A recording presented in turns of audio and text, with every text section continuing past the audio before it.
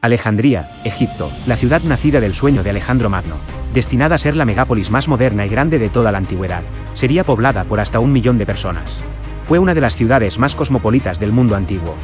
Una ciudad que albergaba todo el conocimiento del mundo, todos los tratados científicos, todas las obras de la literatura y los vuelos de la fantasía filosófica. Un lugar donde escritores, artistas y científicos se reunían para debatir y ser pioneros del pensamiento. Nunca se habían reunido tantos sabios e intelectuales en un solo lugar. En el primer centro internacional de investigación científica, Alejandría educó a algunas de las mentes más brillantes jamás conocidas: Arquímedes, Euclides, Eratóstenes, Pitágoras, Hipatia, Herófilo, y muchos otros. Siglos de conocimiento, las semillas de nuestra cultura actual, se sembraron en los pasillos de la biblioteca o en el Museo de Alejandría. Sería la capital de Egipto durante la dinastía Ptolomeica, ciudad que vería nacer a una de las mujeres más famosas de la historia, Cleopatra. Pero esta megápolis que vio nacer a la legendaria biblioteca, o al famoso faro, finalmente, declinó y perdió su brillo. La biblioteca fue destruida, quemada hasta los cimientos, así como la riqueza del conocimiento allí generado. Un momento terrible en el que la civilización misma se detuvo en sus huellas. Finalmente, Alejandría se convertiría en una simple ciudad del Imperio Romano, en el año 30 anterior a nuestra era. Esta es la historia del nacimiento, apogeo y caída, de una ilustre y extraordinaria ciudad. La deslumbrante ciudad de Alejandría.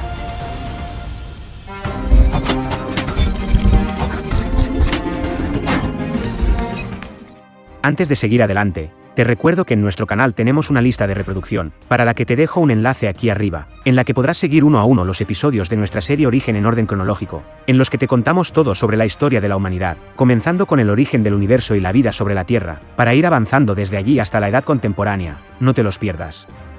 También les dejo un enlace aquí arriba a nuestro canal en inglés, where you will find the English version of this video.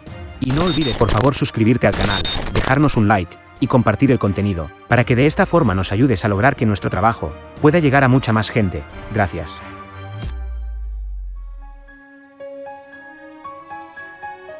Hoy en día, más de 4 millones de personas viven en la moderna Alejandría, en su mayoría seguidores de la fe islámica. Las antiguas calles están llenas de tiendas y apartamentos. A 130 millas al noroeste del Cairo, Alejandría es la segunda ciudad más grande de Egipto y hogar de su principal puerto. Pero curiosamente, la ciudad antigua brilla por su ausencia. La metrópolis moderna ha enterrado a la antigua Alejandría bajo hormigón y asfalto. Solo una columna, de 30 metros de altura, permanece en la ciudad como una reliquia única de la antigua Alejandría. Los restos de su magnificencia antigua son pocos. En su mayor parte, fueron engullidos por las olas, debido a la erosión y los terremotos. Solo en las profundidades de la ciudad y en las extensiones del desierto egipcio se puede encontrar evidencia del misterioso pasado de Alejandría. En Alejandría misma, es muy difícil encontrar rastros de la primera edad ptolomeica. Durante mucho tiempo se había creído que no quedaba nada de esa gloriosa ciudad, hasta que un día de octubre de 1995, surgió de las aguas del puerto la colosal estatua de uno de sus primeros reyes. La emoción que este hallazgo suscitó fue enorme. Esta estatua develaba lo invisible: la existencia del mítico faro de Alejandría, cuya entrada adornaba. 2 años después, las máquinas excavadoras de la inmensa obra de una autopista descubrían inesperadamente un mundo subterráneo y misterioso. Se trataba de un acceso hacia otra ciudad desconocida y misteriosa: la necrópolis de la ciudad de los muertos. Pero ¿cómo recuperar esos vestigios bajo las innumerables metamorfosis de esta ciudad saturada de historia? En nuestros días, se trata de actuar con rapidez, antes de que los últimos rastros de la ciudad de Alejandro y de Cleopatra desaparezcan para siempre. Al demoler los inmuebles más antiguos, han aparecido los vestigios de una de las civilizaciones más brillantes del mundo antiguo. En el corto intervalo entre la destrucción y la reconstrucción, se ofrece una ventana a los equipos de investigación. Para llegar a las capas helenísticas de la ciudad, los arqueólogos deben realizar excavaciones de más de 12 metros de profundidad. Primero aparecerán las capas medievales, luego las árabes, posteriormente las romanas, y finalmente se llega a la capa de la era helenística. Son 12 metros de profundidad para 23 siglos de historia. El subsuelo comprimido durante 2 milenios da a veces la impresión de que expulsa sus tesoros. Pero ¿cómo comenzó todo, en esta parte del mundo? Un sitio que albergaría la más asombrosa ciudad del mundo antiguo.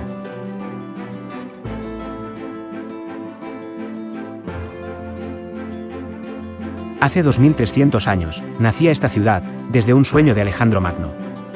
Alejandro era extremadamente ambicioso, y a la edad de 24 años, ya había conquistado grandes territorios del mundo conocido. Para entender todo sobre la historia del mayor conquistador de todos los tiempos, te dejo un enlace aquí arriba, a un excelente documental que narra su historia completa.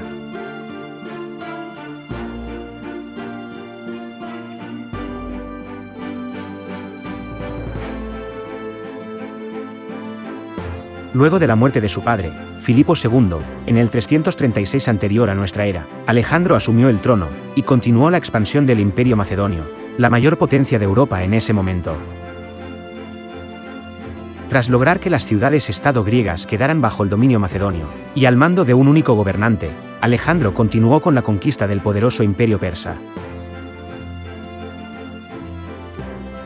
En el 334 a.C., comenzó con la invasión de las ciudades jonias de Asia Menor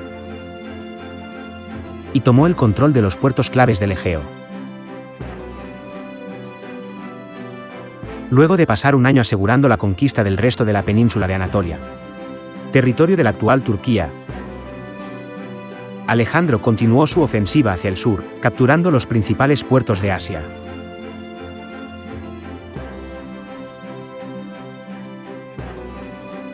Fenicia y Chipre quedaron fácilmente bajo su control, luego conquistó Tiro y Gaza. Con todas estas victorias en su haber, estaba listo para tomar Egipto, uno de los mayores imperios que el mundo jamás ha conocido. Alejandro no podía descansar tranquilo hasta que no pusiera sus manos en lo que consideraba su gran premio. Uno de los países más admirados y envidiados de toda la antigüedad. Para ese entonces, el imperio alejandrino ocupaba 650.000 kilómetros cuadrados, 5 veces el tamaño de la actual Grecia.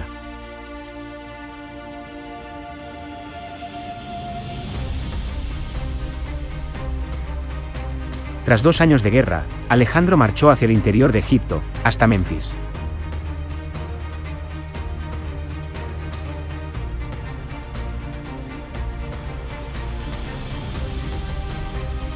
Los egipcios estaban impacientes por ver derrotados a sus gobernantes persas. Se rindieron, sin presentar batalla, y recibieron a Alejandro con los brazos abiertos. Le ofrecieron el título de faraón. Es aquí donde Alejandro comienza a creer que realmente es un dios viviente. Para sellar su victoria, Alejandro debía ganarse las mentes y los corazones de los egipcios, cuya religión única y su cultura habían estado arraigadas en esas tierras durante más de 3000 años. Alejandro fue astuto al elegir adoptar las costumbres egipcias. El pueblo egipcio pensaba en él, como en uno de ellos. En Egipto, celebraban a Alejandro, no solo como un conquistador o un rey, sino como un verdadero dios viviente. Pero incluso eso, no era suficiente para Alejandro, no solo quería ser otro en una larga línea de faraones, realmente quería dominar el país, y eso significaba crear una nueva ciudad que llevaría su nombre para siempre. Pero primero, tenía que encontrar una ubicación adecuada. Alejandro fundó su futura ciudad, en el extremo occidental del delta del Nilo.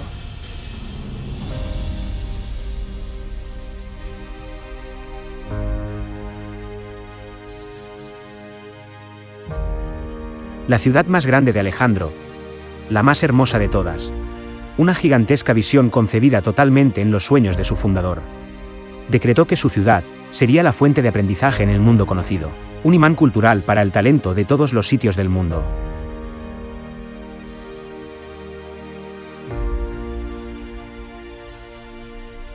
En esto se convertiría Alejandría.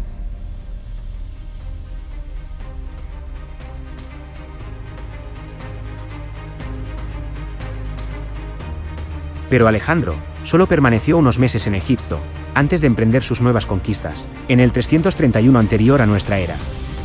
Sin saber que nunca volvería a ver Alejandría. En el año 323, luego de lograr tener bajo su poder el imperio más vasto de la historia, contrajo una fiebre, que duró 12 días. Fue perdiendo paulatinamente la movilidad de su cuerpo, y a pocos días de su 33º cumpleaños, el mayor conquistador jamás conocido, murió en Babilonia.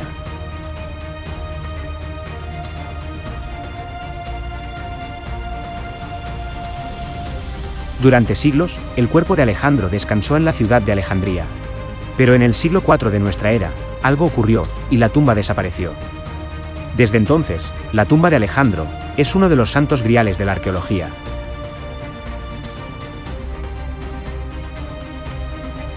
Tras la muerte de Alejandro, el vasto reino, que luchó por construir durante un periodo de 12 años, finalmente se dividió entre más de 20 gobernantes. El general griego Ptolomeo, su general de mayor confianza, heredó Egipto. Después de la muerte de Alejandro, Alejandría se convirtió rápidamente en la capital del reino ptolemaico y la ciudad más importante del mundo griego. Ptolomeo I sería tanto rey para los griegos como faraón para los egipcios y fundaría una dinastía. Este es el comienzo de la dinastía ptolemaica. Fueron 15 soberanos, todos los cuales llevaron el nombre de Ptolomeo, y gobernarían Egipto durante casi 300 años, durante el período helenístico, hasta el año 30 anterior a nuestra era, momento en el que Egipto se convirtió en provincia romana. La dinastía tuvo varias reinas, incluyendo a la famosa Cleopatra. La dinastía ptolemaica adoptó desde el principio las costumbres egipcias. Fue una constante enemiga de la dinastía macedonia seleucida. Fundada por Seleuco, uno de los generales de Alejandro, que se centraba en Oriente Próximo y mantenía la preeminencia de las costumbres griegas. Allí, una élite macedonia grecoparlante dominaba las áreas urbanas. Ptolomeo hizo de Alejandría la capital de Egipto. Quería que su ciudad no fuera solo la capital de un país poderoso, sino un centro de iluminación del conocimiento y del aprendizaje.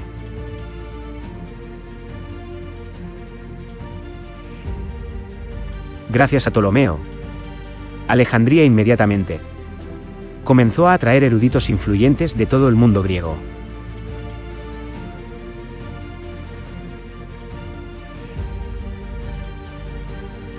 Alejandría suplantó incluso a Atenas como la ciudad griega más importante de la historia.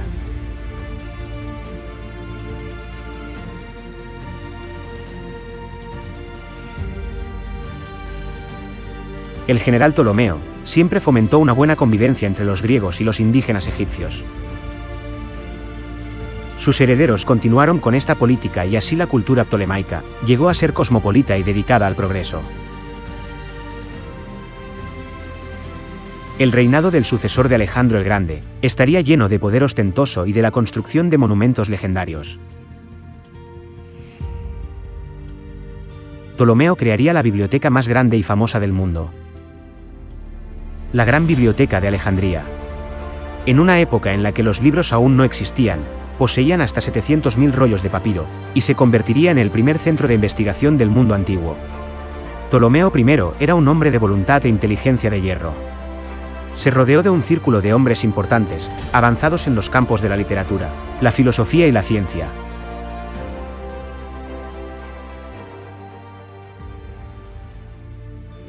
El lugar elegido para fundar Alejandría era un lugar pobre, a más de 200 kilómetros al noroeste del Cairo. Solo un simple pueblo de pescadores, rodeado de pantanos, entre un lago y el mar. Pero entonces, ¿por qué decidió Alejandro construir allí la ciudad de sus sueños? Reconoció que el verdadero valor era su emplazamiento estratégico. Sabía que al controlar Pelusio al este, Menfis al sur, y su gloria suprema Alejandría al oeste, crearía una fortaleza triangular que le permitiría controlar todo el delta, mientras que le daba acceso al Mediterráneo.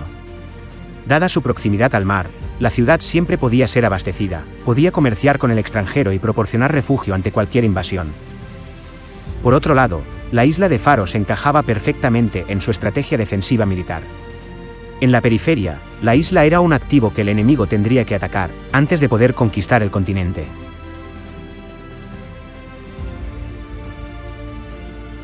Alejandría se encuentra entre dos cuerpos de agua. Al norte, el mar Mediterráneo, que da a la ciudad su acceso al mar. Y al sur, el lago Mariotis, un lago seco en la actualidad, que fue la puerta de entrada a África, Egipto y el Valle del Nilo. Alejandro quería vincular el norte de África con la red de comercio del Mediterráneo. El puerto de Alejandría se convertiría en el más importante de todo el Mediterráneo. Las mercancías fluirían a través de él y ahogarían la ciudad en riquezas. El puerto sur del lago Mariotis era el más grande de Alejandría. Al principio el éxito en la ciudad vino de este puerto.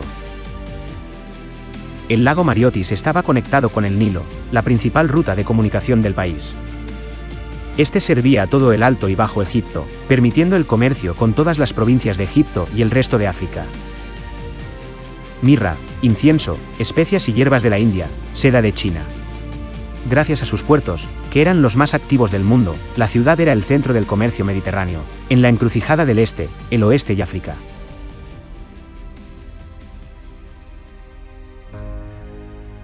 $2300 años atrás, Alejandro reconoció el valor militar del diseño de la ciudad. Las amplias calles paralelas le dieron una vigilancia óptima de la ciudad, mientras permitían el flujo sin obstrucciones de las tropas. Un corredor central corría desde el puerto norte del Mediterráneo hasta el lago Mariotis al sur. Esta vía actuó como un vínculo sin obstrucciones para el comercio y los viajes entre los dos puertos. El diseño geométrico de Alejandría significó una revolución en la planificación urbana.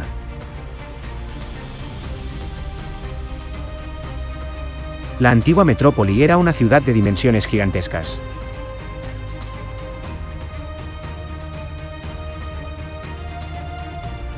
Las calles eran más anchas que las de cualquier otra ciudad. Comparada con las ciudades antiguas de Atenas o Corinto, sería una ciudad como Nueva York en comparación con París o Londres. Los griegos que llegaban a Alejandría quedaban impresionados. Tenía varias calles principales. Su arteria más famosa era la Vía Canópica, que estaba flanqueada por suntuosos edificios, casas y templos. El ancho de la calle de 30 metros era anormalmente grande, incluso para los estándares griegos. Todavía está allí, en el corazón de Alejandría. Esta avenida tiene 2300 años.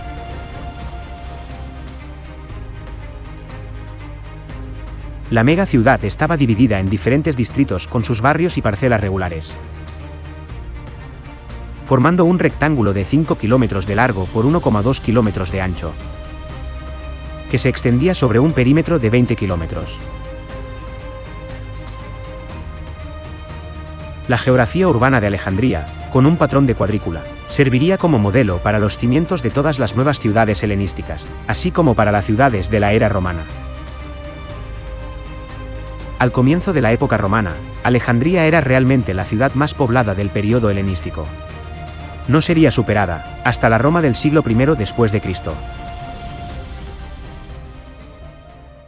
Pero una ciudad rica en un lugar abierto podría atraer una atención no deseada, por lo que se construyeron murallas para defender la ciudad. Casi 20 kilómetros de murallas, las más largas del mundo occidental, que encerraban un área de 1000 hectáreas y generaban admiración en todo el Mediterráneo. Eran muros de 10 metros de alto, pero sobre todo muy gruesos, de 7 a 8 metros de espesor. El recinto amurallado de la ciudad medía aproximadamente 5,2 kilómetros de largo y 2,2 kilómetros de ancho. Tenía aproximadamente 9 metros de altura. Estas formidables murallas antiguas resistirían luego una serie de ataques. Incluso la ofensiva del rey de Siria, Antíoco IV, quien en el 169 anterior a nuestra era, atacó e invadió Egipto, conquistando casi todo el país, pero no pudo conquistar Alejandría.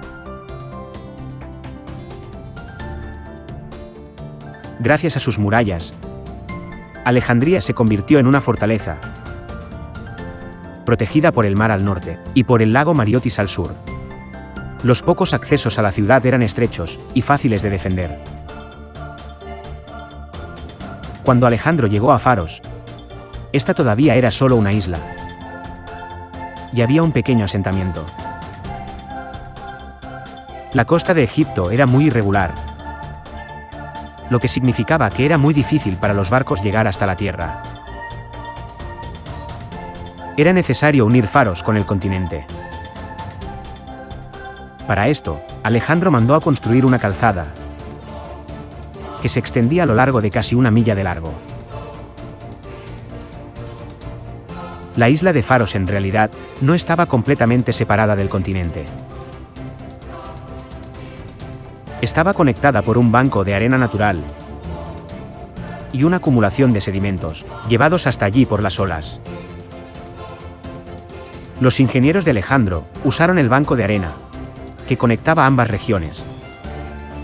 Lo apuntalaron con terraplenes y construyeron su calzada en la parte superior, superficie que luego cubrieron con un pavimento de piedra. Conectaron así el puerto de Alejandría y la isla de Faro, con un puente de 1200 metros de largo y 200 de ancho, creando 2 cuencas portuarias para barcos comerciales y militares. Llamaron a ese dique Heptastarion.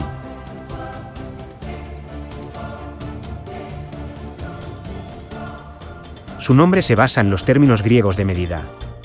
Hepta significa 7, y stadion es una medida de longitud, de aproximadamente 180 metros. Ya que su construcción separaría el gran puerto al este, del puerto de Eunostos al oeste, fue diseñado con canales en cada extremo. Estas aberturas permitieron el paso de un puerto al otro. Además de crear puertos para la navegación comercial y militar, la calzada sirvió como un acueducto principal para los habitantes de la isla. Su presencia también ayudó a proteger la isla y sus puertos de los fuertes vientos y las corrientes marinas. Pero en Alejandría, el resto de la geografía urbana también tenía un avance sorprendente para la época. Solo unos pocos años después de la fundación de la ciudad en el 331, la población de Alejandría había aumentado a 500.000, pero sus arquitectos habían anticipado el crecimiento del asentamiento y diseñaron un sistema de carreteras, construido en una cuadrícula, que podía manejar un alto volumen de tráfico. El abastecimiento de agua de la ciudad también estaba basado en un innovador sistema. La antigua Alejandría fue edificada sobre una gran red de distribución de agua. La megápolis tenía una red hidráulica, concebida desde el principio para permitir el máximo desarrollo de la ciudad. Ya para el 331, 500.000 habitantes poblaban Alejandría. Había que suministrarles agua a todos, y hacer posible que todas las industrias, y todos los talleres de artesanos que rodean a esos habitantes, funcionaran. Pero cerca de allí no pasa ningún río. Así que construyeron un canal, que traía agua del Nilo hasta las afueras de Alejandría. Luego desde ese canal, construyeron acueductos. Había 5 acueductos que salían del canal principal y llevaban el agua al interior de la ciudad. Y en el interior de la ciudad había una red secundaria, que distribuía el agua dentro de cada barrio. Los primeros días que seguían a la crecida del Nilo, se decantaba el agua en estos depósitos. Luego la sacaban, mediante un sistema muy ingenioso, de cubos accionados por una noria.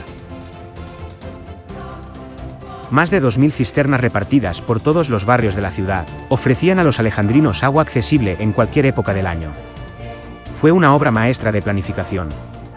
Pero los siglos han ido ocultando poco a poco las entradas que llevan a las cisternas, que aún se encuentran debajo de la ciudad moderna. En una ciudad de numerosos y magníficos atractivos, el Serapeum fue considerado como el templo más hermoso de Alejandría. Ubicado al suroeste de la ciudad en una pequeña colina conocida como la Acrópolis, el santuario fue construido durante el reinado de Ptolomeo III, sobre cimientos que habían existido desde el reinado de Ptolomeo I.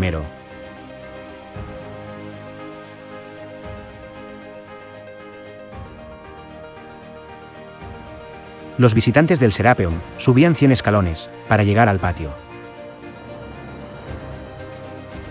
Se instalaron bibliotecas en los pórticos que rodeaban al edificio.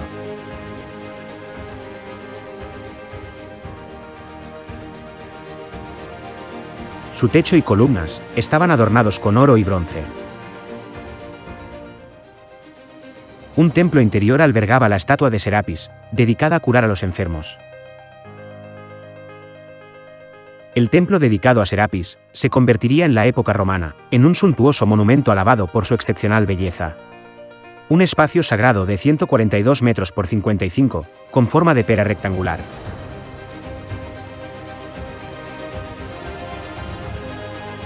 Mientras que el Serapeum fue el más célebre de los templos de Alejandría, muchos otros templos fueron construidos dentro de la ciudad. Poseidón, el dios del mar, probablemente tenía un edificio en su honor al oeste de esta isla, así como en el continente. Durante su reinado, Ptolomeo I optó por fusionar los dioses egipcios y helénicos, en una divinidad sincrética, llamada Terapeuta. El culto a Serapis unió a griegos y egipcios, aunque los egipcios continuaron honrando a su dios tradicional, Osiris.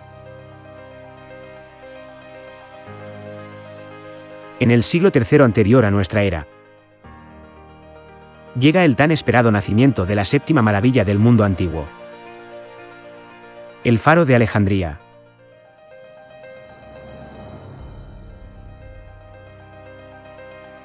Torre de fuego, de 135 metros de altura, que operaba día y noche, los 7 días de la semana. Es el más legendario de los monumentos de Alejandría y el que haría famosa la isla en todo el mundo. El Faro de Alejandría fue motivo de gran orgullo para los habitantes de la ciudad. La construcción comenzó bajo el reinado de Ptolomeo I, y duró 15 años. Cuando los extranjeros llegaban a esta ciudad, los recibía la reluciente fachada de mármol blanco del faro, que se elevaba 135 metros hacia el cielo. Era un símbolo del poder de Alejandría. El faro fue uno de los monumentos más altos jamás construidos por el hombre.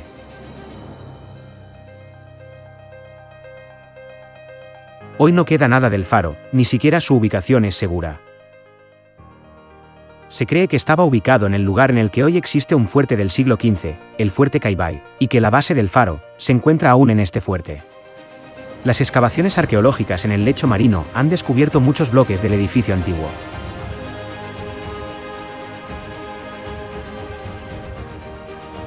El faro tenía un rayo visible a 50 kilómetros de distancia. La torre de fuego bellamente construida iluminaría el mundo durante 17 siglos. Y su estructura cuadrada octogonal y luego cilíndrica se convertiría en un modelo para los nuevos faros de la costa mediterránea. ¿Cómo mantenían día y noche el enorme fuego en su cima? No es claro qué tipo de combustible se utilizó, o cuánto.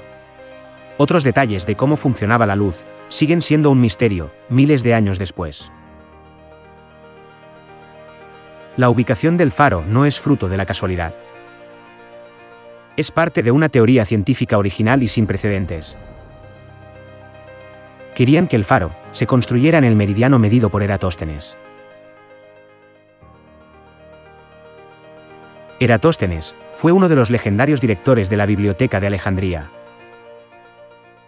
Había logrado medir el meridiano del mundo, y querían que el Faro de Alejandría y el Coloso de Rodas se construyeran sobre lo que se llamaba el eje del mundo, que más tarde se conocería como el Meridiano de Alejandría.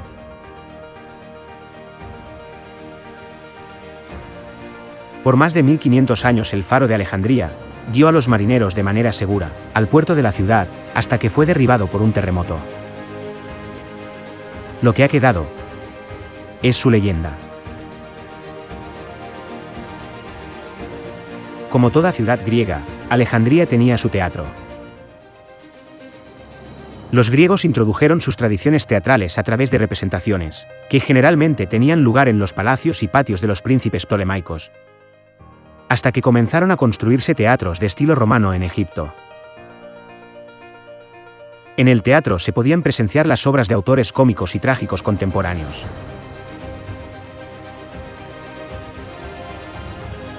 El hipódromo principal de la ciudad era el Lageion. Los alejandrinos eran grandes amantes de las carreras de caballos. Les fascinaba la rivalidad en estas carreras. Era una lucha por la gloria.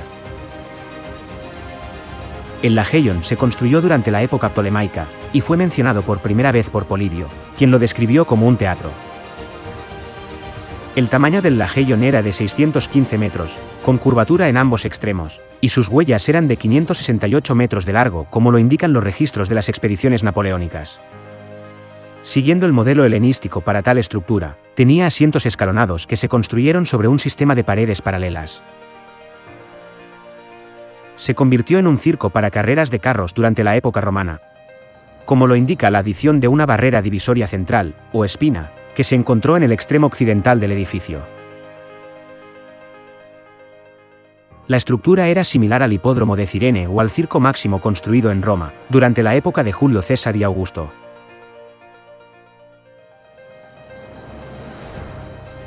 Los registros muestran que el Lageion se utilizó como estadio para eventos atléticos, y como hipódromo más adelante.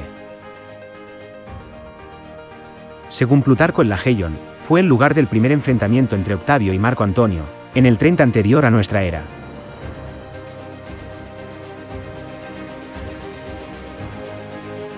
Una enorme cantidad de materiales y bienes fluían a través de la ciudad a diario.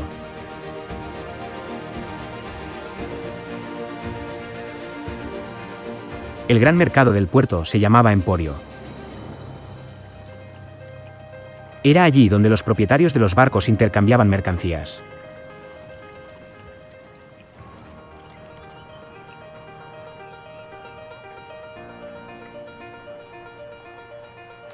El puerto occidental, conocido como Puerto de Eunosto, fue utilizado como entrada comercial.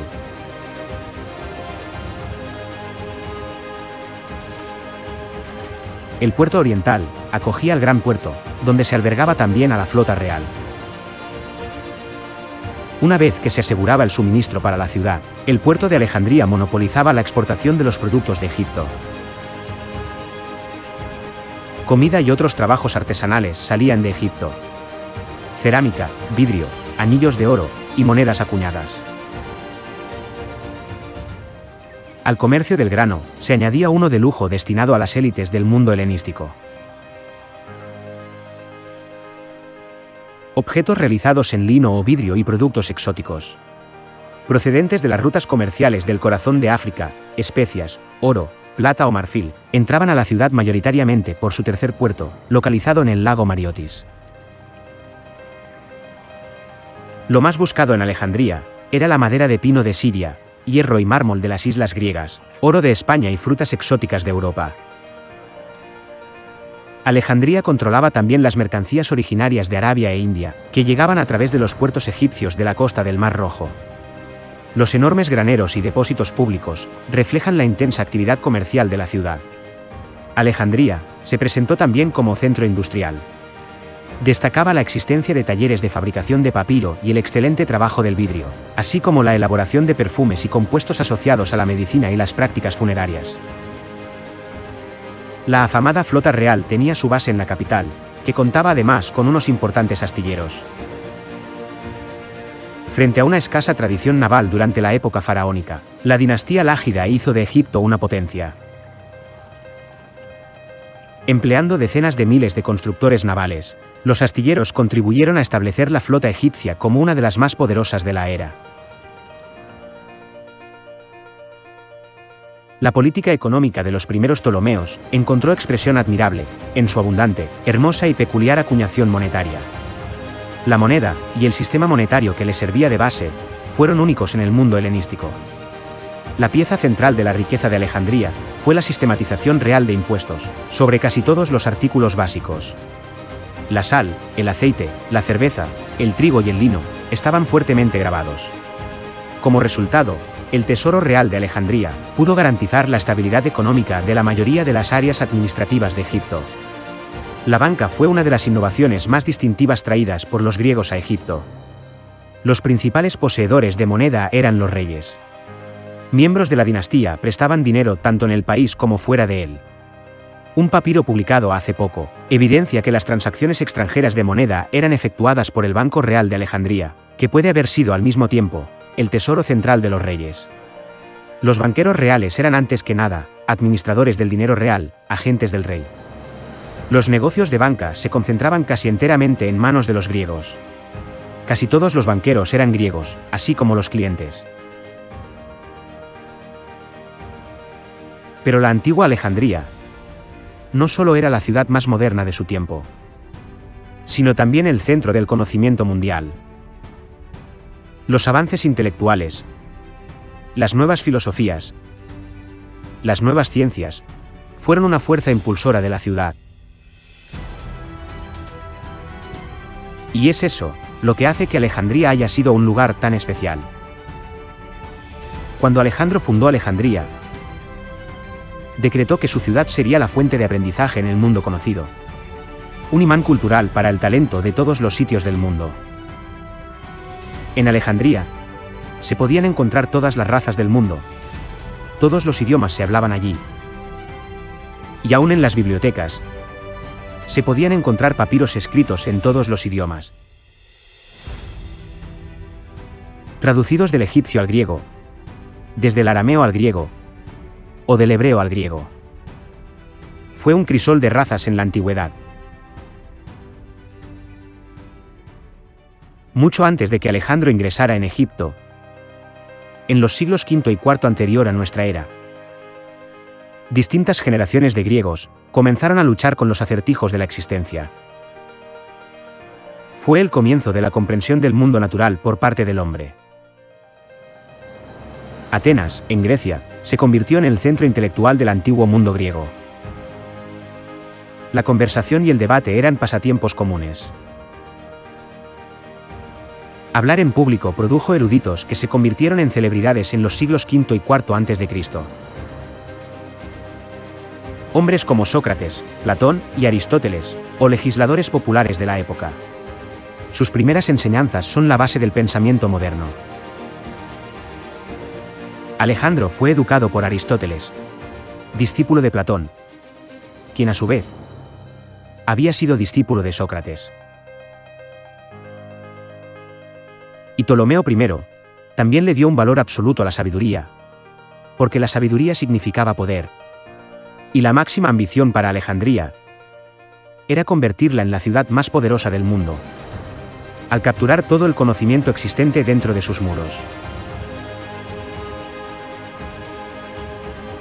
Ptolomeo invitaba a eruditos y hombres de letras de todas las tierras a Alejandría, con todos los gastos pagados y por un periodo indefinido.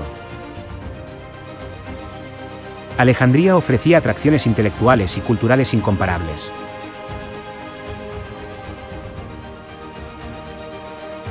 Eruditos eminentes de Atenas, Rodas y otros centros griegos viajaban a la ciudad para aprender y relacionarse con otros librepensadores.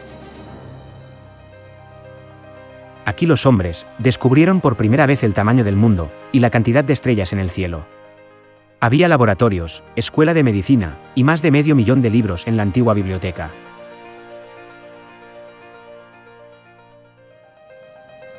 Cerca del distrito de los Palacios Reales y dentro del Museion se encontraba la biblioteca más famosa de toda la antigüedad.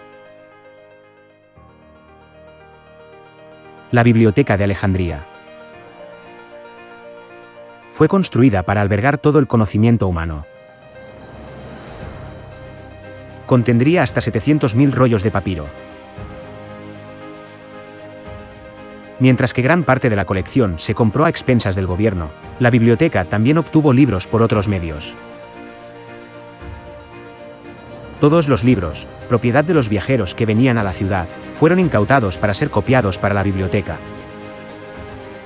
La copia luego sería devuelta al propietario y el original ingresado en la colección de la biblioteca.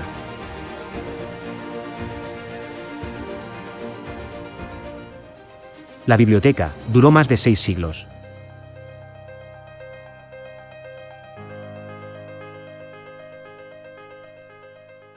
Su fundación se ha asociado con el comienzo de la historia moderna.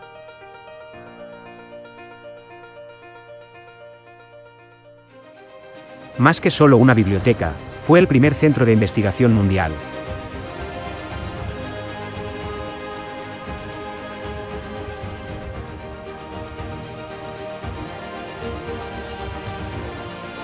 Durante cientos de años Alejandría invitó a dignatarios de todo el mundo a estudiar en sus salas.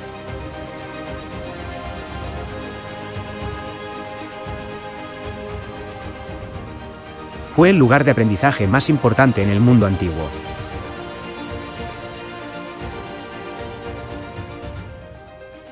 Allí las mentes más grandes de su tiempo enseñaban y realizaban investigaciones.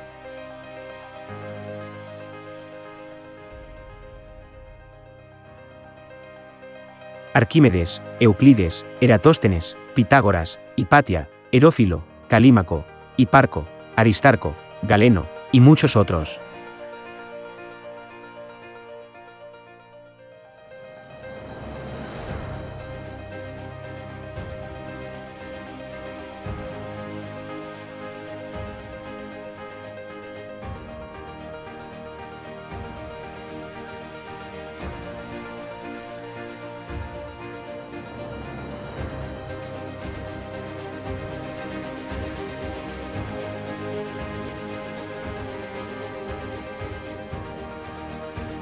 La biblioteca formaba parte de una institución más grande llamada Museion, o Institución de las Musas,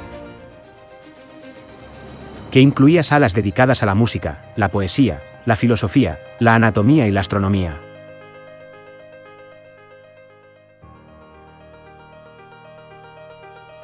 La biblioteca y el Museion probablemente fueron completados después de la muerte de Ptolomeo I, en algún momento durante el reinado de Ptolomeo II Filadelfo, del año 309 al 246 anterior a nuestra era. Posteriormente, él y los gobernantes ptolemaicos que lo siguieron, comenzaron a acumular textos enviando agentes reales con grandes sumas de dinero, para comprar tantos documentos como fuera posible, sin importar el tema o el autor. Esta estrategia fue extremadamente efectiva, y la biblioteca expandió rápidamente su colección, requiriendo eventualmente la construcción del Serapeum, en el siglo III, para resguardar algunos de sus rollos.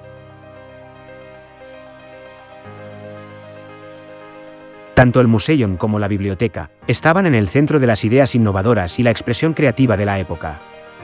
Las grandes mentes de la antigüedad solían estar bien versadas en muchas disciplinas, que a menudo se asociaban a escuelas de pensamiento específicas. Los parapáticos, los estoicos y los cínicos se encontraban entre las escuelas más conocidas de la época. Está claro que Alejandría estuvo a la altura de su papel fundamental, como ciudad para intelectuales que nutrieron a muchas grandes mentes, y cuyo impacto repercutió en nuestro mundo moderno. La biblioteca era famosa en todo el mundo antiguo. 700.000 pergaminos se almacenaban allí en la antigüedad. Los ptolemaicos llegaron a extremos inusuales en su búsqueda del conocimiento. Pero nadie en ese momento podía imaginar que ninguno de esos pergaminos sobreviviría al incendio del siglo III después de Cristo, que todo lo destruyó. La Biblioteca de Alejandría fue una revolución en la civilización egipcia, e incluso en la civilización humana en general, porque introdujo dos muy importantes elementos en el concepto de conocimiento. El primero fue el acceso abierto al conocimiento. Hasta ese momento, el conocimiento era prerrogativa solo de los sacerdotes y el clero, en los templos egipcios o griegos. El segundo elemento era que era libre. Cualquiera que tuviera una idea o una teoría y quisiera investigarlas, tenía derecho a acceder a información y conocimientos previos, y podría llevar a cabo experimentos para hacer avanzar la ciencia. Todo esto marca el comienzo de una revolución cultural, el deseo de reunir todo el conocimiento universal en un solo lugar, lo que haría de Alejandría una megaciudad incomparable. Los ptolemaicos también crearon una biblioteca pública, y esto es realmente inédito en la historia. Por lo que hay una verdadera voluntad de compartir la cultura con el pueblo. El Museion, dentro del cual se encontraba la biblioteca, fue mandado a construir por Ptolomeo I, para rivalizar con la Academia de Atenas, como un instituto de búsqueda intelectual, dedicado a las 9 musas inspiradoras. Se convirtió en un gran centro para la iluminación filosófica y científica. Dio la bienvenida a eruditos de muchos reinos, invitándolos a compartir conocimientos en literatura, geografía y ciencia. El Museion fue diseñado para que sus edificios y terrenos se acomodaran al libre pensamiento, al debate y la presentación. Era un increíble centro de investigación cosmopolita. Tenía espacios para reuniones y teatros, rodeados de un patio principal. Amplios jardines que estaban llenos de plantas exóticas, provenientes de todos los países conocidos, y que ayudaban en el estudio y suministro de hierbas y medicinas. Un zoológico ofrecía el estudio del comportamiento y la fisiología de los animales. Entre las muchas atracciones estelares del Museion, estaba su observatorio astronómico. También tenía una sala de anatomía, donde se hacía la vivisección en cuerpos de criminales. Contenía habitaciones, a modo de residencia para sabios, gramáticos y médicos, y todos los gastos corrían por cuenta de los reyes, que estaban orgullosos de esta institución. Los sabios, además de investigar y estudiar, daban conferencias y lecciones a los jóvenes que quisieran aprender. En Alejandría, llegó a haber más de 14.000 estudiantes. Allí vivieron los famosos gramáticos alejandrinos, que determinaron las leyes de la retórica y la gramática, los famosos geógrafos, que diseñaron mapas del mundo, y los famosos filósofos, cuyo grupo acabó fundando una especie de religión. Hace 35 años, en 1987, surgió un ambicioso proyecto cultural. Reconstruir la antigua biblioteca de Alejandría, para recuperar así este enclave mítico de la antigüedad, patrimonio de la humanidad. Esto ocurría unos 1600 años después de la desaparición definitiva de aquellas grandes colecciones del saber. Para llevar a cabo semejante proyecto, se unieron los esfuerzos económicos de diversos países europeos, americanos y árabes, más el gobierno de Egipto y la UNESCO. El presupuesto en aquel año fue de $230 millones. Las obras empezaron el 15 de mayo de 1995, y se terminaron el 31 de diciembre de 1996. El 16 de octubre de 2002, la actual Biblioteca de Alejandría abrió sus puertas. Tiene un centro de conferencias, un museo de las ciencias, un planetario, un centro de estudios, y el Instituto Caligráfico. Ocupa un área de 85.000 metros cuadrados, y guarda 8 millones de libros, 100.000 manuscritos antiguos, y 10.000 libros raros, además de material electrónico, audiovisual y bases de datos. Pero la Gran Alejandría, la asombrosa metrópolis de la antigüedad, comenzaría a experimentar un lento y profundo declive. Había sido la reina de las antiguas capitales durante 300 años, cuando una nueva metrópolis llegó al poder al otro lado del mar. Roma tomó el control de toda la región del Mediterráneo.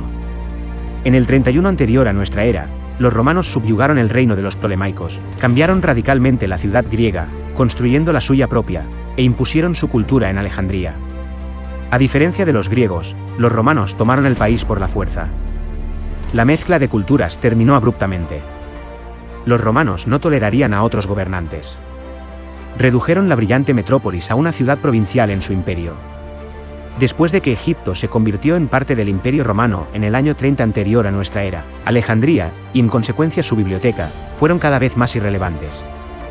Los romanos establecieron numerosas bibliotecas en todo su territorio, a veces utilizando los pergaminos de Alejandría para estas nuevas instituciones. La ciudad egipcia perdía empuje ante Roma, la capital del imperio. La de Alejandría ya no era la única biblioteca que existía en el Mediterráneo. Existía la biblioteca de Pérgamo, que fue su rival, también la biblioteca de Antioquía, la de Celso, la villa de los papiros en Pompeya, la biblioteca Ulpia, la imperial de Constantinopla y las diversas bibliotecas privadas, grandes y pequeñas, distribuidas por la región. El carácter de la biblioteca evolucionó. Se abandonó la pretensión de totalidad que tuvieron los primeros Ptolomeos, ansiosos de recopilar todo el saber, incluido el de otros pueblos no griegos, como las tradiciones egipcias y judías. El enfrentamiento entre Julio César y los alejandrinos, en el 48 anterior a nuestra era, es el momento en el que comenzaría la decadencia de la Biblioteca de Alejandría. Durante la lucha se quemaron documentos y almacenes, y este fue el fuego que se extendió a la biblioteca. La gran biblioteca no fue completamente destruida. Luego fue reconstruida y otras guerras civiles destruyeron gran parte de los contenidos del preciado enclave. Para el siglo III después de Cristo la actividad intelectual en la biblioteca había decaído tanto que a duras penas se la mencionaba. Para entonces los académicos trabajaban y enseñaban desde otras bibliotecas. Aunque la fecha exacta de su destrucción es incierta, Los historiadores creen que lo que quedaba de la biblioteca probablemente fue destruido en el 272 de la era actual, durante el enfrentamiento del emperador Aureliano con la reina palmireña de Zenobia, o durante el asedio de Diocleciano a Alejandría, en el 297 de nuestra era. Los últimos rollos probablemente desaparecieron, junto con el museo, en el 391 de nuestra era, cuando el arzobispo Teófilo destruyó todos los templos paganos por orden del emperador romano. El Serapeum sobrevivió y funcionó como biblioteca y templo durante varios siglos. Aunque la Biblioteca de Alejandría desapareció, la tradición de las instituciones académicas continuó en el mundo antiguo. Sin duda, la desaparición de la Biblioteca de Alejandría constituye uno de los más simbólicos desastres culturales de la historia, comparable tan solo con la quema de libros que siguió a la toma de Constantinopla por los cruzados en 1204, o la que tuvo lugar en 1933 en la Bebelplatz de Berlín, a instancias del ministro de propaganda Joseph Goebbels. Eso por no hablar del incendio de la Biblioteca de Bagdad, en 2003, ante la pasividad de las tropas estadounidenses. Alejandría se iría apagando, a medida que su emblemático faro iba derrumbándose. Su lento declive se precipitaría definitivamente cuando El Cairo fue designada nueva capital, en el Egipto otomano. El apogeo de Alejandría bajo el dominio tolemaico duró solo 300 años. Fueron los tolemaicos los que transformaron la visión de Alejandro Magno en una realidad. Hicieron de Alejandría el centro cultural del mundo antiguo y un baluarte del conocimiento y las ciencias.